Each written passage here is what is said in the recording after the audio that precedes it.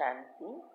आपका प्रश्न है कि भगवान के वरदान को विधि से वृद्धि को प्राप्त कर सकते हैं, तो वृद्धि को कैसे प्राप्त कर सकते, उसकी विधि क्या है, ये समझना है। उत्तर है, आज मुरली में से बहुत ऐसे प्रश्न आए हैं, तो हम सारे प्रश्न के उत्तर इसमें ही दे रहे हैं। भगवान परमात्मा रोज हमें वरदान देते हैं और मुरली सुनाते भी है, लेकिन वो वरदान को अपना बनाने में सब नंबरवार हो जाते हैं। जब तक हम वरदान को अपना नहीं बनाते, तब तक वो सिर्फ सुनने और पढ़ने तक ही रहते हैं। इसीलिए नंबर पड़ जाते हैं 33 करोड़ से 9 लाख तक हो जाते हैं। इसका कारण ही यह है। और आज जो मुरली में बताया, वो वरदान जनरल रूप से सबको, जब हम परमात्मा के बच्चे बनते हैं तभी वो दे देते हैं। और वो वरदान है बाप समान भव। और दूसरे वरदान भी देते हैं, गुण और शक्तियों से संपन्न भव, ज्ञान धन भव, निर्विघ्न भव, निरोगी भव, आयुष्यवान भव, पुत्रवान भव, मास्टर विश्व कल्याणकारी भव। ये सब वरदान हमें मिलते हैं क्योंकि हम भी बाप समान बनकर, बाप का कार्य वही हम बच्चों का कार्य हो जाता है। वो विश्व कल्याणकारी कहलाते हैं। तो पहला है बाप समान भव। जैसे परमपिता परमात्मा का रूप बिंदी है, लेकिन गुण और शक्तियों से में सिंधु है, ऐसे ही हमें भी उनके समान बनना है। भगवान समान बनना, भगवान कोई नहीं बन सकते, लेकिन उनके समान बन सकते हैं। इसीलिए देवी देवताओं को भगवान के रूप में पूजते हैं, याद देवी देवता तरीके से भी करते हैं और भगवान भी कहते हैं, क्योंकि वो उनके समान बने हैं।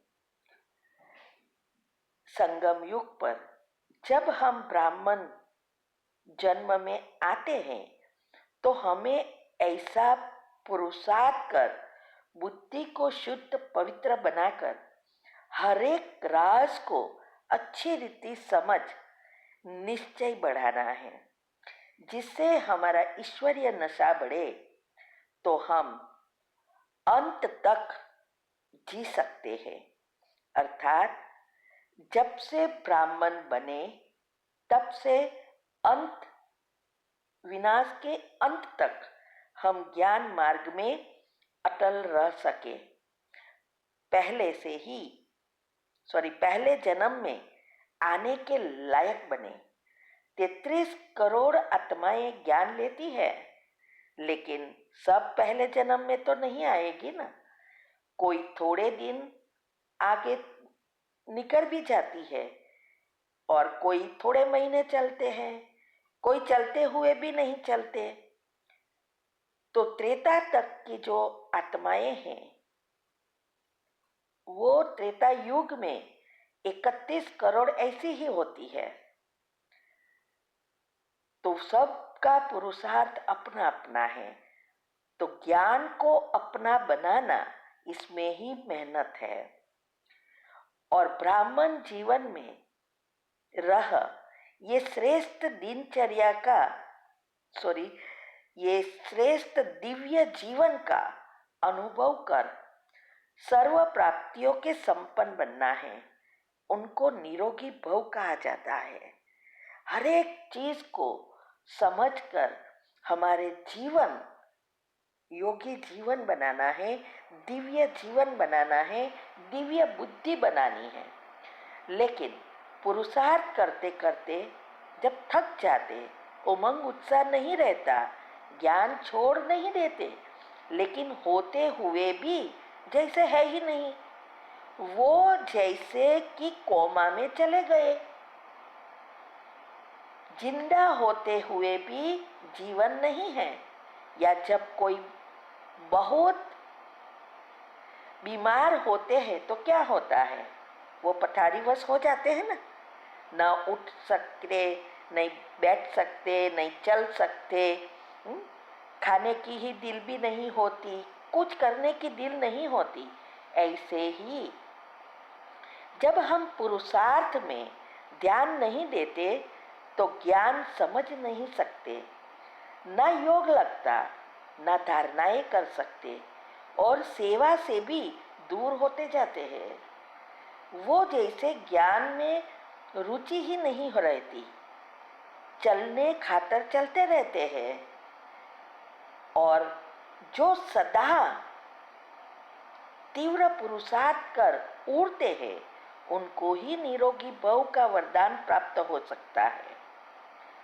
सदा यही सोचते रहने कि क्या करे, जो बीमार होते हैं, माना ज्ञान समझ नहीं आता, वो यही सोचते रहेंगे क्या करे, कुछ समय नहीं समझ नहीं आ रहा है, ये गृहस्थ में हम तो रहते हैं, सब हमें सहयोग नहीं करते हैं, सबके साथ हमें रहना है, मेरा तो योग ही नहीं लगता, सेवा भी नहीं कर रही होती है, सुबह जल्दी उठना पड़ता है, जल्दी उठना है, मुरली सुनना है, योग करना है, लेकिन होता नहीं, ऐसे टेंशन होता है तो अलबेलेपन में हो जाते हैं।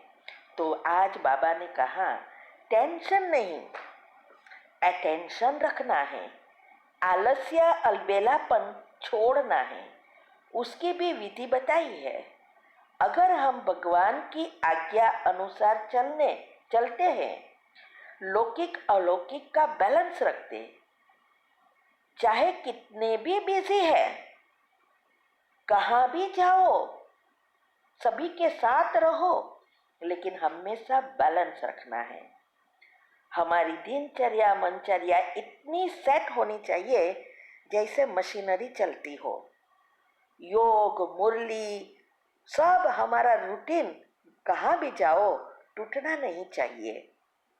ऐसे नहीं कि फैमिली मिली, सबके साथ बाहर गए हैं या यहाँ गए हैं, ये सब नहीं हो रहा है तो फिर अंतिम समय में कुछ नहीं कर सकेंगे। अंतमति सो गति करने के लिए बहुत बहुत ध्यान रखना पड़ता है। हमारी ब्राह्मण जीवन की जो दिनचर्या मनचर्या है, मर्यादाएं हैं, उसको ध्यान में रखो। सब करना है, सेवा भी करनी है, लेकिन दिखावे के खातर नहीं। आज कितना अच्छा कहा बाबा ने, सेवा भी हमें मन से करनी है। ऐसा नहीं कि करना पड़ता है, नहीं करेंगे तो लोग क्या कहेंगे, ग्रुप में नहीं भेजेंगे तो ये होगा, लेकिन समय नहीं मिला क्योंकि हम बिजी थे। ये सब पुरुषार्थ नहीं कहा जाता, ये बहानाबाजी, अलबेलापन, आलस्य हो कहा जाता है। उसका कोई फल नहीं मिलता। सगवड़िया सेवा, सगवड़िया पुरुषार्थ, इसका कोई फल नहीं। फल उसका मिलता है जो जिम्मेवारी उठाता है, और जिम्मेवारी उठाना अर्थात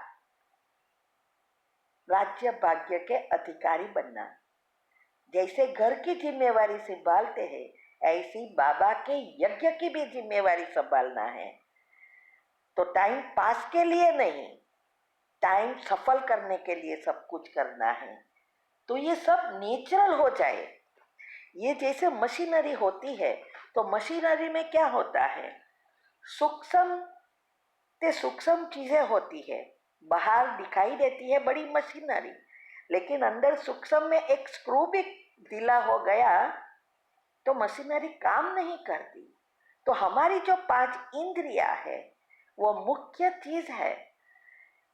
अगर इसमें से इंद्रियां कंट्रोल में एक भी नहीं है तो ये शरीर रूपी मशीनरी जैसी हम चाहे वैसी नहीं चलेगी। वो नेचुरल बनाने के लिए ही ये सारा पुरुषार्थ है।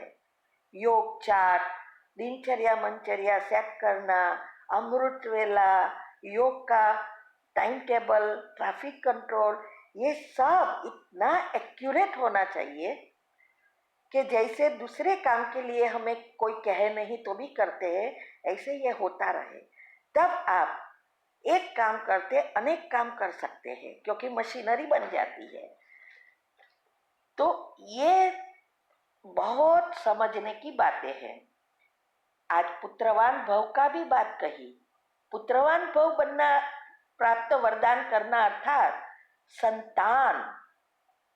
हम मास्टर रचयिता की स्टेज पर है तो हमेशा इसकी स्टेज पर रहना है, क्योंकि सारा विश्व हमारी रचना है, सिर्फ हद की रचना नहीं। हमारी हद की रचना होती है तो पेरेंट्स उसके रचयिता है। तो हम इस सृष्टि के आधार मूर्त और उद्धार मूर्त है। इस कल्प वृक्ष की बीज जो है परमात्मा, उनसे जुड़ी हुई हम जड़ें हैं। तो हम भी उस मास्टर रचयिता है। तो हमारा सिर्फ परिवार नहीं, मास्टर रचता, बेहद की स्टेज, हद की नहीं, वही विश्व कल्याणकारी बन विश्व के मालिक बन सकते हैं।